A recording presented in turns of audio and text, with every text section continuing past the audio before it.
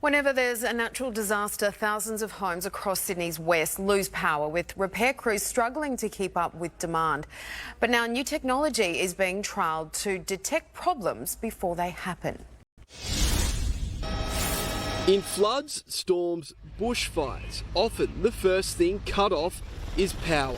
Poles pummeled, lines snapped, leaving people in the dark for days, weeks, even months. You have to be very cautious about sending your teams in to respond, but we need to respond because people are so dependent on electricity. But new technology is being developed to simplify the process. A 14 drone fleet fitted with high-definition cameras using 5G transmission to send vision back to the Endeavour Energy Control Hub in Western Sydney in real time. It means that the energy company can go in and check the network even before it would be safe for people to go in. Repair crews then know where they need to go when possible. We can understand the state of the network, prepare our response, get our customers restored safely, effectively. The drones can also be used for general maintenance.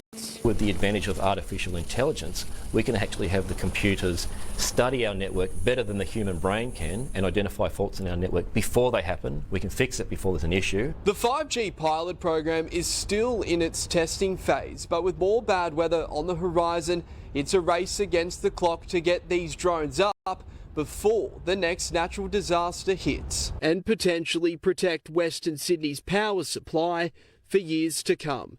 Bill Hogan, 7 News.